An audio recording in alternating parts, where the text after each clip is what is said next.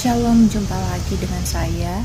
Kita akan belajar sedikit tentang bagaimana cara berpikir wanita dan laki-laki.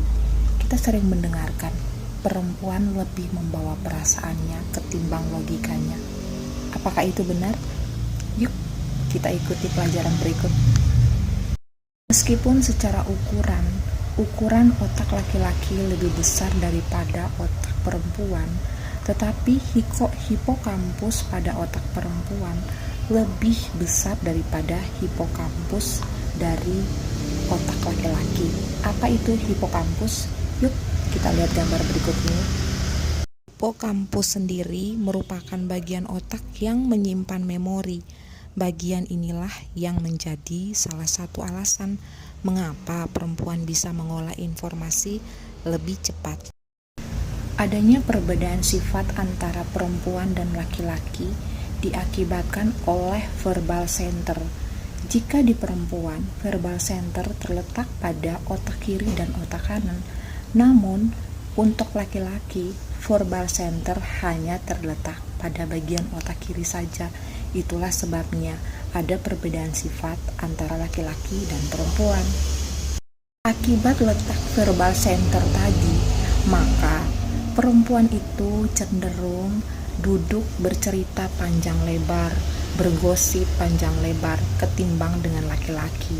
Tetapi perempuan dalam mengungkapkan perasaannya, dia tidak berani secara langsung, namun memberikan isyarat, misalnya dengan cara ngambek atau cemberut.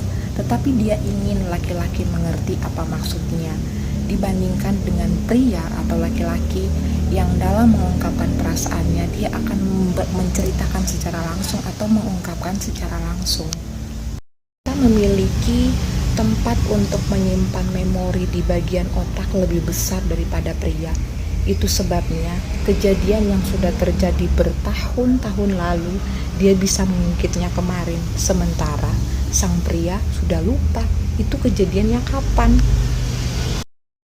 Sementara pria itu pada saat sebelum menikah ya, dengan sudah menikah, dia memiliki pikiran yang berbeda dalam arti gini. Pada waktu masih pacaran, dia mungkin sering atau rajin memberikan kejutan-kejutan atau hadiah-hadiah yang membuat pasangannya senang. Tetapi pada saat menikah, dia berhenti untuk memberikan kejutan karena dia berpikir life must go on ya.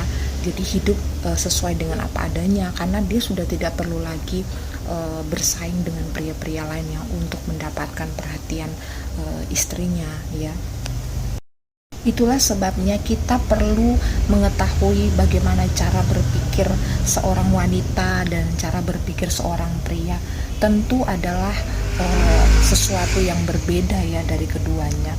Oleh sebab itu kita perempuan pun harus banyak belajar bagaimana cara berpikir seorang pria atau suami, dan seorang pria juga harus berpikir bahwa cara berpikir wanitanya atau istrinya itu seperti apa.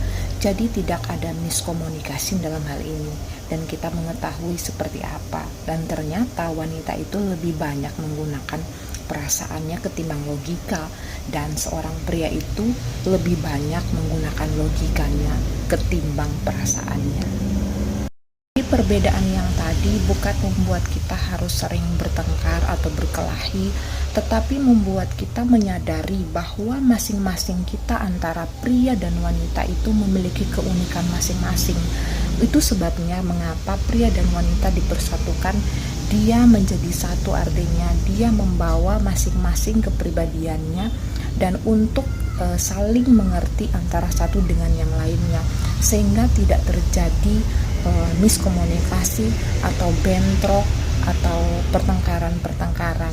Yang pria harus mengerti bagaimana sifat wanita, dan pria dan wanita pun harus mengerti bagaimana sifat dari pria itu sendiri. Penjelasan singkat ini menjadi pemahaman yang baru untuk masing-masing kita, entah itu sebagai seorang wanita maupun sebagai seorang pria, untuk mengerti pasangannya masing-masing. Dan jangan lupa selalu libatkan Tuhan dalam sebuah hubungan. Tuhan Yesus memberkati. Shalom.